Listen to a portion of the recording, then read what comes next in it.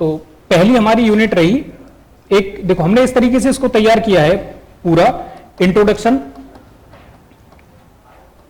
परिचय, बायोलॉजी है क्या, वो एक इंट्रोडक्शन टाइप से है। दूसरे में फिर हमने उसका दिया है सेल के बारे में पढ़ा है, फिर हम पढ़ेंगे ऊतक के बारे में, टिश्यू के बारे में, ठीक है। तो ये दो ऑलरेडी हम कर चुके हैं, क्योंकि इंट्रोडक्शन में आपको क्या पढ़ना है, बायोलॉजी क्या है क्या नहीं है, वो चीज आप एक बार नोट्स पढ़ेंगे वहां से क्लियर हो जाएगा। हर चीज को लिखना भी जरूरी नहीं है, एक बार जो पढ़ लिया, क्योंकि वो डेफिनेशन आनी नहीं है। सो जो नोट्स हैं आपके वो ज्यादा से ज्यादा शॉर्ट रखें आप, उतना ज्यादा बेटर है आपके लिए।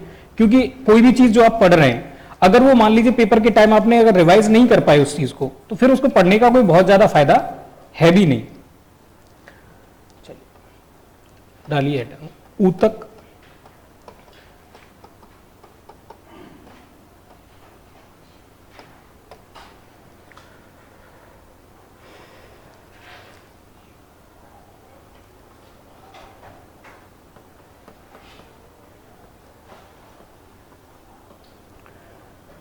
टिश्यू। बताता हूं, अभी टेंशन क्यों ले रही हो आप। चलिए ठीक ठाक स्पीड से चल रहा है ना सब। पता चला कि अच्छा अच्छा दिखने के चक्कर में आप भी हाँ करते जा रहे हैं, और अच्छा अच्छा दिखने के चक्कर में मैं भी कहता जा रहा हूँ हाँ सब बढ़िया है, सब बढ़िया है।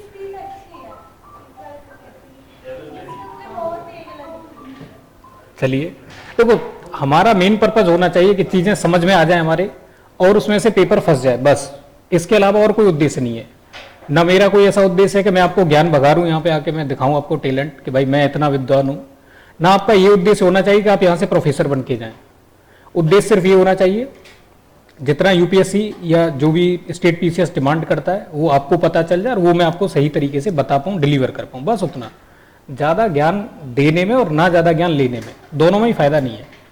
क्योंकि अधिक कम ज्ञान होना वो तो ऑप्शन करवा ही नहीं पाएगा, और अधिक ज्ञान होना फिर क्या करता है, कंफ्यूजन क्रिएट करता है। आपने देखा भी होगा जब आप, क्योंकि अब तो हफ्ते में 2 आप टेस्ट करते ही हो ना, एक औचक के रूप में और एक फिर कंप्लीट टेस्ट के रूप में, तो आपने देखा होगा उसमें क्या करते हैं आप, होते हैं ना कई बार ऐसे क्वेश्चन आते हैं कि आपको आंसर पता होता है, लेकिन बहुत ज्यादा नॉलेज होने की वजह से उस टॉपिक पे, क्योंकि आपने 3 4 5 किताबों से पढ़ रखा होता है, तो कई बार नॉलेज की वजह से भी आप फंस जाते हैं बहुत ज्ञान के चक्कर में। इसमें ऐसा नहीं वैसा होगा, वैसा नहीं वैसा होगा। सिंपल सा अगर सोचते तो एक ही बार में आंसर आ जाता, क्योंकि आपने अधिक सोचा इसलिए मामला गड़बड़ा गया। इसमें लिखिए ऊतक में कोशिकाओं का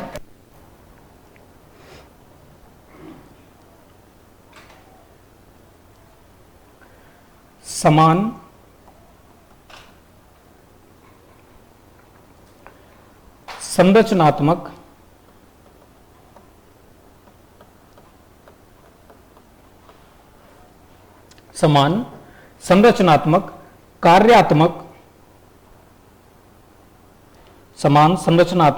कार्यात्मक एवं उत्पत्ति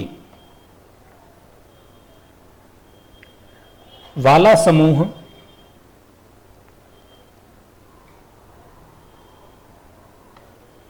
ऊतक कहलाता है।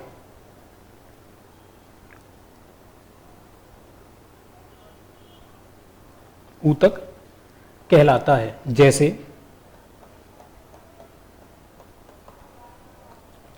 रक्त,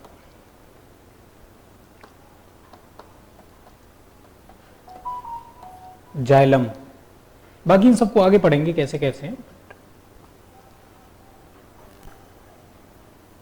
ये सब अब देखो, रक्त है तो रक्त क्या है, सारे आरबीसी की बात करोगे तो सारे आरबीसी एक ही जगह से आ रहे हैं, सभी आरबीसी का जो फंक्शन है वो भी सेम है, तो इसको हम रक्त को क्या कहेंगे, ऊतक कहेंगे। तो कोई भी ऐसी सेल हैं जो एक तरह का फंक्शन कर रही हैं, एक ही जगह से उत्पन्न हो रही हैं, सेम स्ट्रक्चर वाली हैं, तो उन सबको हम क्या कहते हैं, ऊतक कहते हैं। जैसे हमारी स्किन है तो इसको भी हम क्या कहेंगे, ऊतक कहेंगे।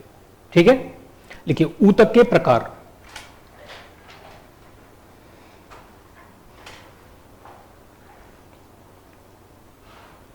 ऊतक 2 प्रकार के होते हैं। ऊतक 2 प्रकार के होते हैं।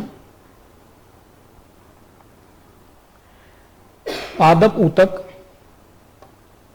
एवं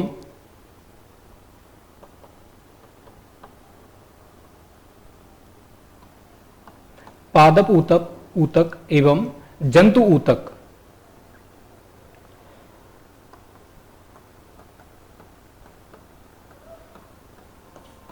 हेडिंग डाल लीजिए पादप ऊतक। लिखने की जरूरत नहीं है कि ऐसे ऊतक जो पेड़ों में पाए जाते हैं पादप ऊतक कहलाते हैं, क्या ये लिखने की जरूरत है? समझ नाम से ही समझ जाओगे, तो पेज क्यों भरना उस चीज के लिए। अब इसमें लिख लीजिए, इसके टाइप करके लिख लीजिए, यह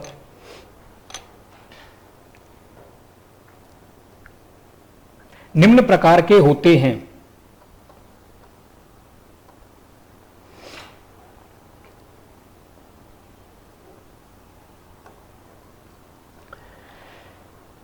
विभाज्य ऊतक लिख लीजिए अगर आपको सही, कैसे भी करके, मतलब ऐसे ऊतक जिनका डिवीजन पॉसिबल है, उन ऊतकों को हम क्या कहते हैं? विभाज्य ऊतक या विभाज्य ऊतक कहते हैं।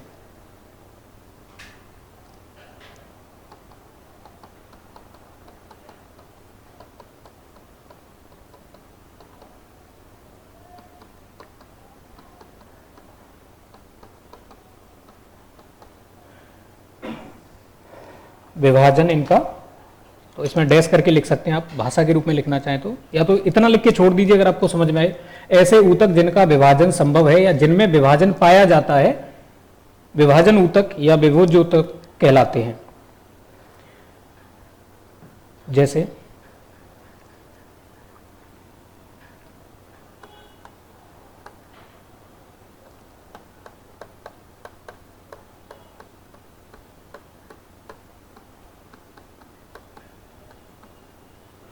पेड़ों की जो शीर्ष कलिका होती है, शीर्ष कलिका मतलब पेड़ बढ़ता जाता है, तो आप देखेंगे सबसे ऊपर वाले किनारे पे क्या होता है?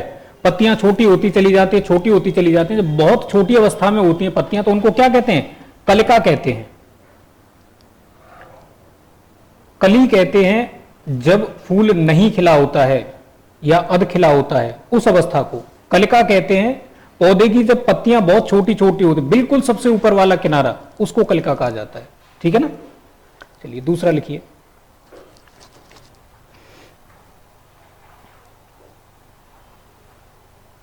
स्थायी ऊतक।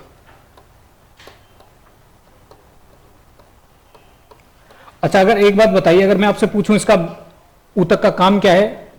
डिवीजन पॉसिबल है तो इसका क्या काम है? एक तो इसका पूछेगा लोकेशन क्या होगी, तो जहां कहीं से भी पौधे में वृद्धि पॉसिबल है, हर जगह पे ये ऊतक पाया जाएगा। मतलब उसकी शुरुआती जो जगह होंगी पौधे की, वो चाहे ऊपर वाली हो, शीर्ष जिसको कहते हैं, और जो जैसे मान लीजिए कोई एक चीज है वो इस तरह से बढ़ रही है, तो इसको हम कहेंगे शीर्ष। ठीक है? और इसको हम कहते हैं, ये जो साइडें होती हैं इनको हम कहते हैं पार्श्व। ये हो गया हेड, अरे वो इसको कहते हैं लेटरल, पार्श्विक, साइड में। तो पौधे में इधर से भी तो निकलती है ना कुछ शाखाएं, तो कहीं से भी शाखाएं निकल रही हो, शाखाओं के शुरुआत में ये क्या होंगे? ऊतक मिलेंगे आपको। ठीक है? तो कार्य अगर आपसे पूछा जाए तो क्या है? वृद्धि में सहायक होते हैं, या इन्हीं की वजह से वृद्धि होती है, क्योंकि इनमें विभाजन संभव होता है। स्थायी ऊतक, नाम से पता चल गया कि इसमें कोई डिवीजन नहीं होगा, जो एक बार बन गया वो बन गया। अब लिख लीजिए, इनमें विभाजन की क्षमता नहीं पाई जाती,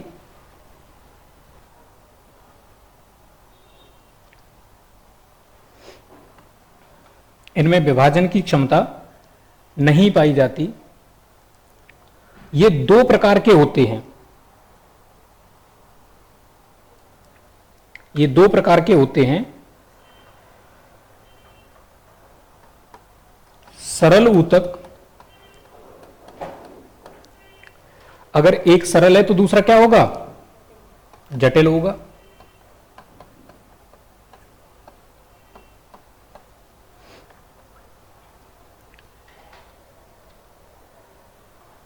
एक सिंपल है, दूसरा कॉम्प्लेक्स है।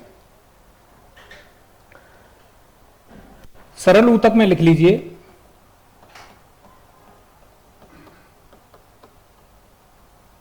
एपिडर्मिस।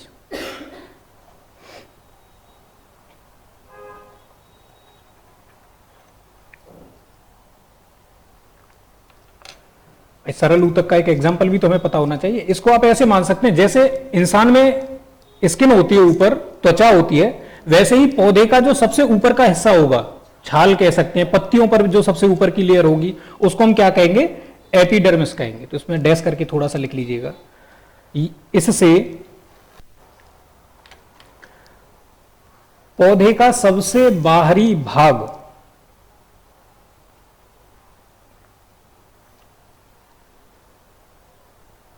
पौधे का सबसे बाहरी भाग जैसे छाल, छाल समझते हैं ना, बार्क, छाल बना होता है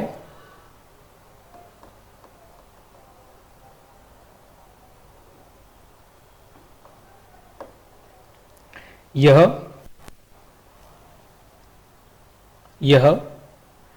पौधे को सुरक्षा प्रदान करने का कार्य करता है।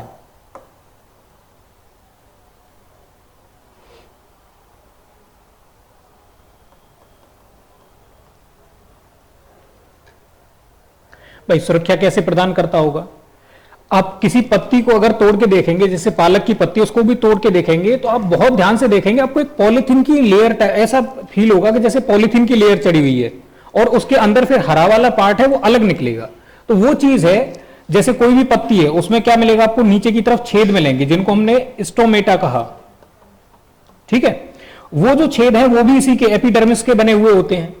तो ये क्या काम करते हैं, ये क्या किसका काम करेंगे, जो एक्स्ट्रा पानी होगा उसको निकाल देंगे। बीपीएससी में भी ये क्वेश्चन पूछा गया कि बहुत ऊंचे ऊंचे वितान होते हैं, वितान कहा जाता है जो बहुत ज्यादा ऊंचे पेड़ होते हैं उनको, सबसे ऊपर का जो हिस्सा होता है उसको वितान कहा जाता है पेड़ का, कि वितान में पानी किस तरह से पहुंच पाता है। तो भाई अगर मान लीजिए ऊपर से वाष्पन हो गया, जैसे मान लीजिए कोई एक नली है उसमें पानी भरा हुआ है और ऊपर से आपने क्या कर लिया, पानी को खींच लिया, तो यहां पे प्रेशर क्या हो जाएगा, कम हो जाएगा। नीचे नॉर्मल प्रेशर है, ऊपर प्रेशर कम हो गया। तो आप याद करिए, हमने फिजिक्स में ये पढ़ा था कि नहीं, कि अगर प्रेशर में डिफरेंस होता है तो कोई भी द्रव या हवा एक जगह से दूसरी जगह पे पहुंच जाती है। आपने ज्योग्राफी में भी ये पढ़ा होगा कि जब एक जगह पे ज्यादा टेम्परेचर की वजह से क्या हो जाता है कि हवा का दाब कम हो जाता है, दूसरी जगह पे हवा का दाब ज्यादा होता है, तो क्या होने लगता है, वायु एक जगह से दूसरी जगह पे चलने लगती है, जिसे पवन कहा जाता है।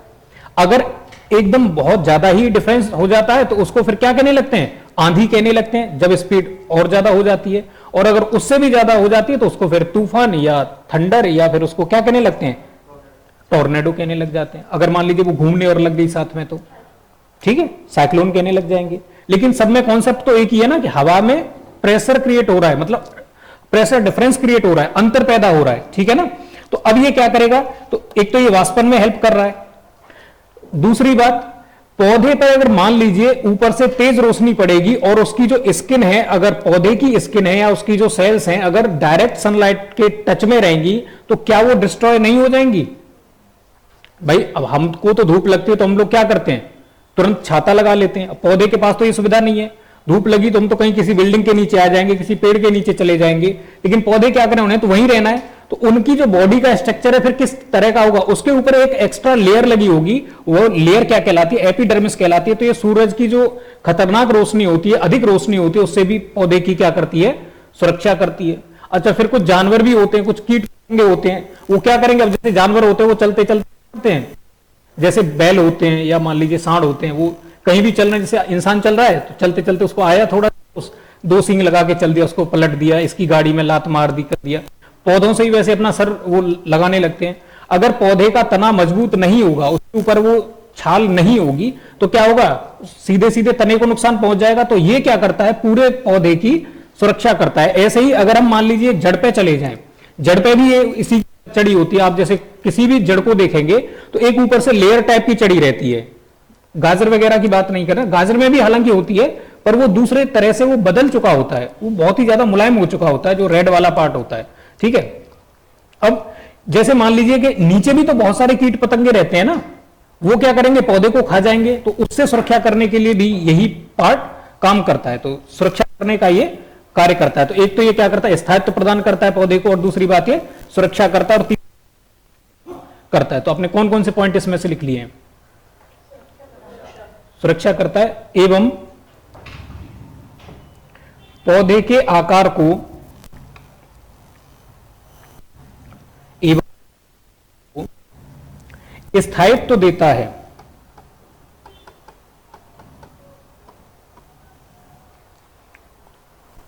स्थायित्व देता है तथा गैसीय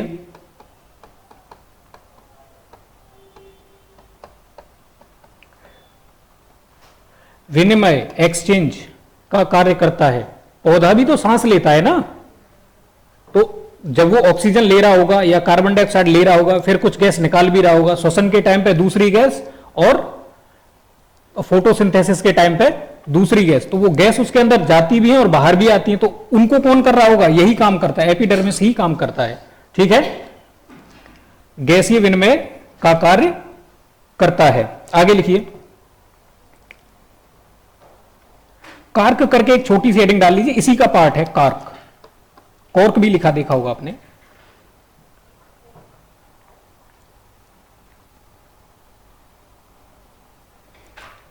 पौधे की, इसमें डैश करके लिख लीजिए, पौधे की कॉर्क करके लिख के, पौधे की लगातार वृद्धि के कारण कुछ स्थायी ऊतक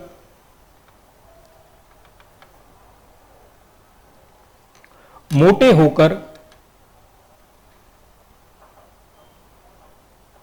होकर कॉर्क में बदल जाते हैं।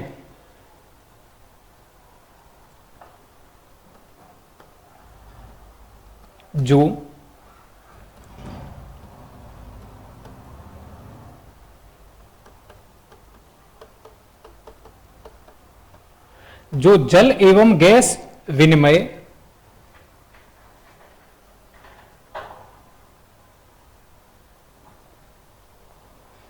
को रोक देते हैं।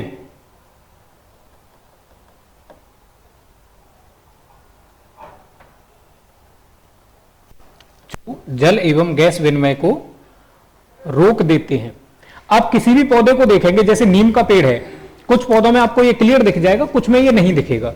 तो नीम के पेड़ पे आप देखेंगे कि जो एक तो होती है छाल, छाल आपको किसी भी पौधे पे मिलेगी, वो हरे रंग की हो सकती है, काले रंग की, किसी भी रंग की हो सकती है। लेकिन छाल के अलावा एक चीज और देखेंगे, जैसे फटा हुआ एक आप देखेंगे बिल्कुल सूखा हुआ पार्ट रहता है, वो ऊपर जमता रहता है। तो ये क्या हो जाता है, ये एकदम जब जल इसने ले जाना रोक दिया, गैस ले जाना रोक दिया, तो ये एक लेयर बनाता रहता है, ये लगातार पौधे के चारों तरफ। छाल के अलावा ये चीज होती है, छाल हरी होती है, हरी मतलब उसमें लिक्विड का जो कुछ अंश होता है, ये क्या होता है, बाहर सबसे बाहरी वाला इलाका होता है, ये सूखता रहता है। पौधा लगातार, जैसे हमारे बाल बढ़ते रहते हैं, नाखून बढ़ते रहते हैं, ऐसे ही पौधे के तने के ऊपरी हिस्से पर ये क्या होता रहता है, बढ़ता रहता है। और जब अंदर से कोई चीज बढ़ के आएगी तो सबसे ऊपर की जो लेयर होगी वो क्या होने लग जाएगी, चटकने लग जाएगी ना। तो ये ऊपर चटका हुआ जो आप हिस्सा देखते हैं वो यही होता है, कॉर्क ही होता है। ठीक है, अब डालिए हेडिंग स्टोमेटा, इसी में है सब।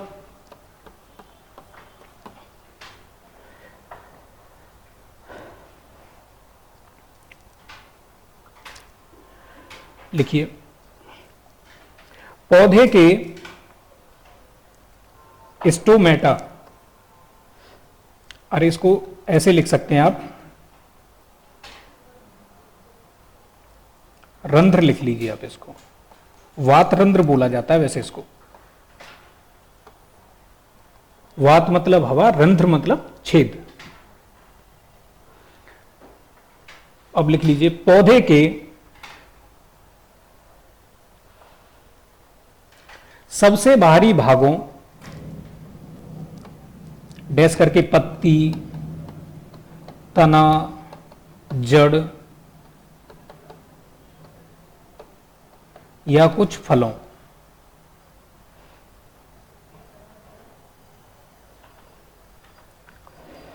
में उपस्थित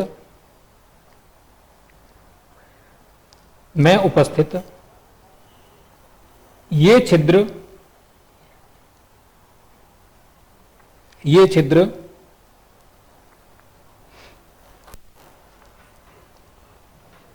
गैस विनिमय हेतु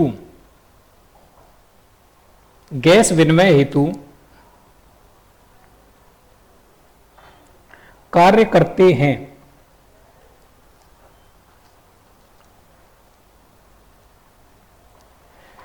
देखिए, इंसान का जो हम बात करें श्वसन सिस्टम है, इंसान का रेस्पिरेटरी सिस्टम है, श्वसन तंत्र है जो इंसान का, वो पूर्ण विकसित होता है। सबसे ज्यादा विकसित किसका सिस्टम होता है? इंसान का। ठीक है। और पौधों के बारे में अगर हम बात करें तो पौधों का कैसा होता है? अविकसित होता है। इसलिए इंसानों में आपको फेफड़े मिलेंगे, नाक मिलेगी, इस तरह से पूरा सिस्टम मिलेगा, लेकिन पौधों में आपको नहीं मिलेगा। तो पौधों में क्या होगा कि जिस अंग को हवा की जरूरत है, ऑक्सीजन की या कार्बन डाइऑक्साइड की जरूरत है, वो अपने हिसाब को उसको जितनी जरूरत है उतनी ही ऑक्सीजन या कार्बन डाइऑक्साइड गैस खींच लेगा। जैसे इसका एक अच्छा एग्जांपल आपको जंतुओं में भी मिल जाएगा। जैसे जंतुओं में एक जंतु है मेंढक। तो मेंढक के पास क्या है? दोनों तरह का तंत्र पाया जाता है। एक तो मेंढक के पास ये हमारे तरह का तंत्र है जिसको फेफड़ों से हम सांस लेते हैं।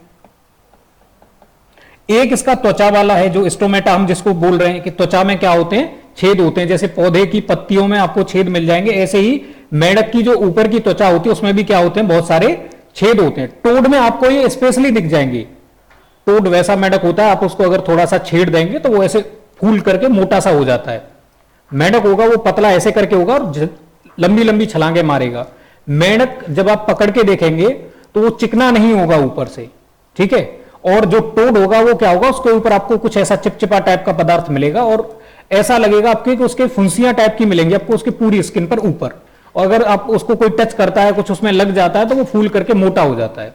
तो टोड क्या होता है? जैसे मेंढक है, टोड है, इनमें क्या होता है कि त्वचा में छेद होते हैं और जब ये पानी में अंदर जाते हैं तो फिर ये फेफड़ों से सांस लेना बंद कर देते हैं, फिर ये क्या करते हैं?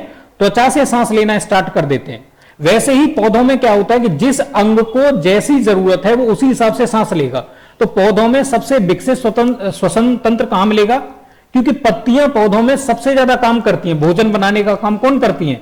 पत्तियां करती हैं। तो इसलिए जो रोम ये आपको वात छिद्र मिलेंगे, वात रंध्र मिलेंगे, ये पत्तियों में सबसे ज्यादा विकसित मिलेंगे। लेकिन ऐसा नहीं है कि पौधे की जड़ों में ये नहीं पाए जाते हैं, ये पौधे की जड़ों में भी पाए जाते हैं, क्योंकि हर एक पौधे की जड़ भी क्या करती है? श्वसन करती है। बात आ रही है ना समझ में? इसलिए आप देखेंगे कि अगर कोई बीज जमीन में ज्यादा गहराई पर पड़ जाता है तो वो उगता नहीं है, क्योंकि शुरुआत में जब उसकी जड़ों का फैलाव, पौधे में सबसे पहले जड़ ही निकल के आती है ना, जब उसकी जड़ों का फैलाव हो रहा होता है तो उसको ऑक्सीजन की जरूरत पड़ती है। तो श्वसन के लिए ये हर जगह मिलेगा। जड़ों में क्योंकि अपेक्षाकृत जड़ इस तरह का काम नहीं करती, उनका काम सिर्फ क्या है? एक चूसक के रूप में काम करना है, ये एक अवशोषक के रूप में काम करना है। इसलिए वो क्या करती हैं? सिर्फ उसी काम को करती हैं। उनको ऑक्सीजन की बहुत कम मात्रा में जरूरत होती है, इसलिए उनमें ये वात रंध्र होंगे, ये भी बहुत कम मात्रा में मिलेंगे। ठीक है। इसलिए आपने देखा होगा हवा का विनिमय लगातार मिट्टी में बना रहे, इसलिए लगातार हम लोग क्या करते हैं? खेतों की जुताई करते हैं या निराई करते हैं। देखा ना, खेत को थोड़ा थोड़ा खोद दिया जाता है फसल लगाने के बाद, तो इसलिए किया जाता है। ठीक है। अब लिखिए सहायक ऊतक।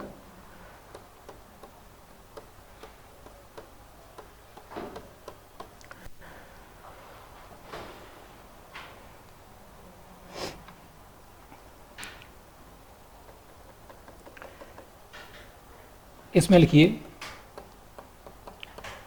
पैरेन्काइमा। नंबर जो भी आपका चल रहा हो, सहायक ऊतक ये बी टाइप का है, पहला आपने पढ़ा।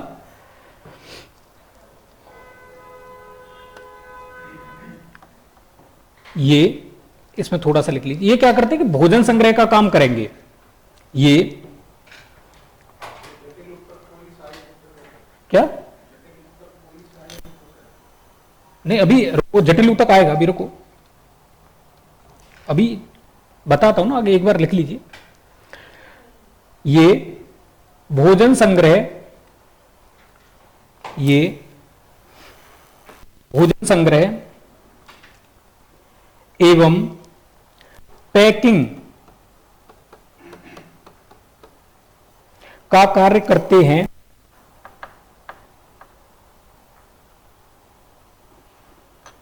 और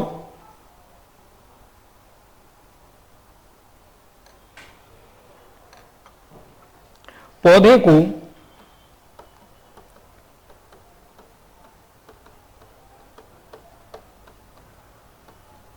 यांत्रिक मजबूती प्रदान करने का कार्य करते हैं।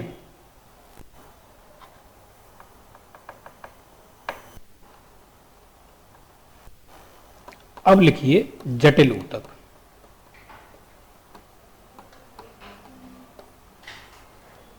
दो टाइप थे ना, एक सरल ऊतक था, दूसरा टाइप है जटिल ऊतक। तो परिभाषा लिखने की कोई जरूरत है? ऐसे ऊतक जो संरचना में क्या होते हैं?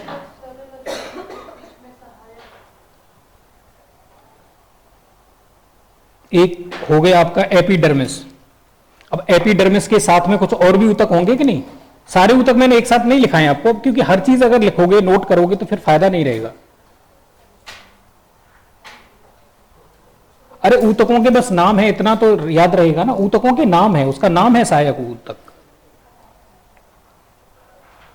जटिल ऊतक लिखिए ऐसे ऊतक जो संरचना में क्लिष्टता या जटिल होते हैं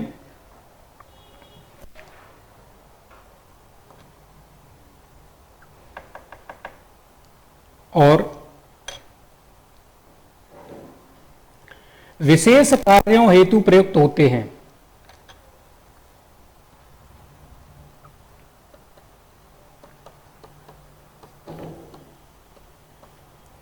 नंबर 1, विशेष कार्यों हेतु प्रयुक्त होते हैं।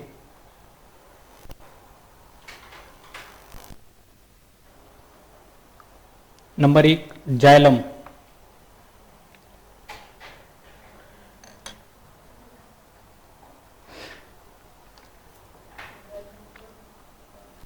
देखो, जैसे हम इंसान के शरीर की बात करते हैं या किसी और जंतु के शरीर की बात करते हैं, तो होता क्या है कि हमारे बॉडी में दो तरह की चीजें मिलेंगी। एक को हम क्या कहते हैं? नब्ज कहते हैं, ठीक है, और एक को हम कहते हैं सिरा, या एक को हम धमनी कहते हैं, एक को कहते हैं सिरा।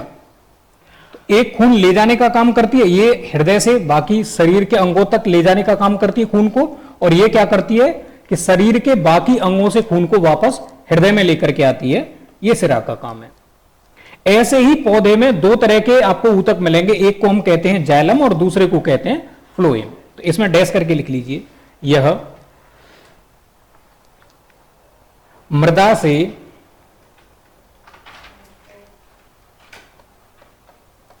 लिए गए जल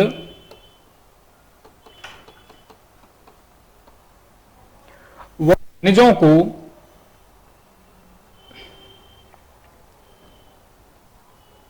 पत्तियों तक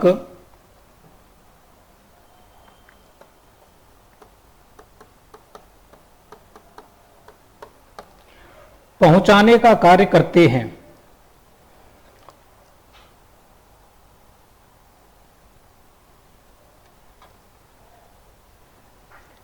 अब पत्तियों तक पूरा इन्होंने मैटर पहुंचा दिया, ठीक है। पत्तियों ने ये इतना सामान, पानी और खनिज, ये तो पहुंचा दिया जाइलम ने। बाकी पत्तियों ने खुद से कार्बन डाइऑक्साइड गैस ले ली हवा से, सूरज की रोशनी पड़ी, ये चार चीजें ही तो जरूरत होती है। फिर पत्ती क्या करने लग जाती है? उसमें क्लोरोफिल होता है, वो प्रकाश संश्लेषण की हेल्प से क्या करती है? खाना बना देती है। अब खाना तैयार हो गया, बाकी भाई जैसे मान लीजिए हर एक पार्ट को फिर भोजन की जरूरत पड़ेगी ना सर्वाइव करने के लिए, तो अब ऐसा ऊतक होना चाहिए जो उस बने बनाए भोजन को क्या करे? शरीर के दूसरे भागों में पहुंचाने का काम करे। उस भाग को हम क्या कहते हैं? फ्लोएम कहते हैं। ये नसों के टाइप से होते हैं। आप किसी, जैसे आपने लकड़ी देखी होगी, काट के देखी हो, तो उसमें आपको दिखेगा छोटे छोटे छेद दिखेंगे आपको, तने को काट के अगर आप देखेंगे तो। या इसको ऐसे समझिए कि जैसे टमाटर का एक पौधा काट के और किसी स्याही में रख दिया जाए। अब स्याही की वजह से क्या होगा कि भाई वाष्पन होगा, तो पानी उसमें से उड़ेगा पौधे में से। अब उसकी पूर्ति के लिए तना क्या करेगा? जो स्याही है उसको एब्जॉर्व करेगा। तो जहां जहां जब फिर तने को स्याही सोखने के बाद जब तने को काटेंगे तो आपको उसमें लाइनें दिखेंगी। वो लाइनें ही क्या है?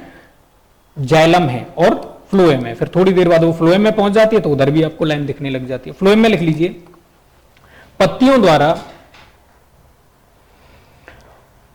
द्वारा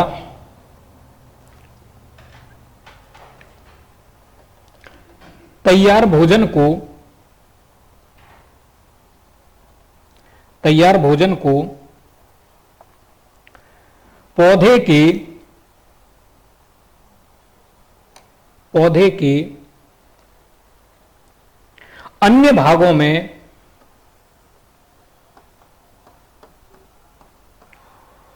पहुंचाने का कार्य करते हैं।